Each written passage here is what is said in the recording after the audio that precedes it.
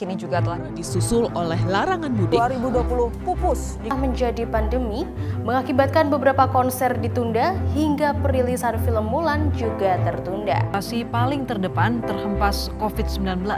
Harapan sektor wisata mendulang devisa di awal tahun 2020 pupus digulung wabah virus corona. Dampak mewabahnya virus corona kini juga telah dirasakan oleh dunia pendidikan, organisasi pendidikan, keilmuan, dan kebudayaan Perserikatan Bangsa-Bangsa. Seberapa besar dampak virus corona terhadap dunia pendidikan di Indonesia dan efektifkah langkah belajar dari rumah yang sudah berjalan selama ini?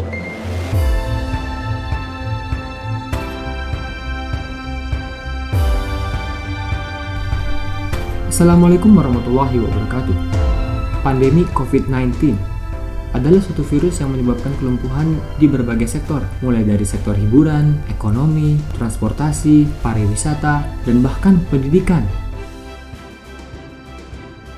Pendidikan ialah salah satu sektor esensial yang terkena dampak dari COVID-19. Tidak hanya bagi instansi, siswa-siswi juga terkena dampak dari COVID-19 ini. Tidak seperti siswa-siswi yang berada di perkotaan, mereka yang tinggal di daerah terpencil diharuskan untuk berjalan sekitar 1 jam untuk mencapai tempat yang dapat tersambung dengan internet. Terlebih jika lokasi itu berada di tempat yang tidak memungkinkan proses pembelajaran, mereka harus membuat tempat belajar mereka sendiri senyaman mungkin. Lalu pemberian tugas pun yang diberikan oleh dosen sangat banyak.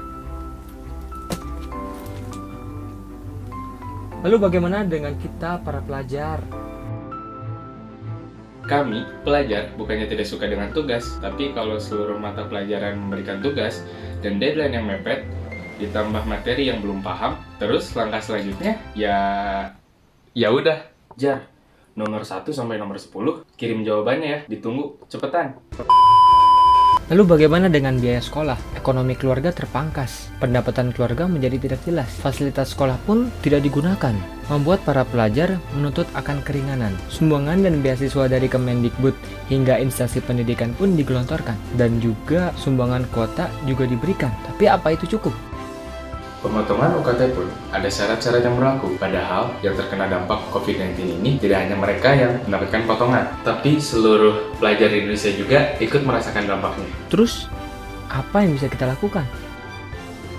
Kita harus selalu bersyukur karena masih diberi kemudahan untuk belajar. Kita juga harus berani menyampaikan pendapat kita kepada dosen. Ya kan, Mat? Bener, Jar.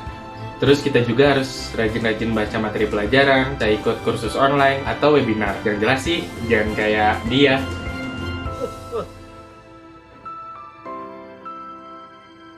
So guys, selagi kita di rumah, manfaatkan waktu sebaik-baiknya ya. Bersama, pasti kita bisa meningkatkan pendidikan di Indonesia.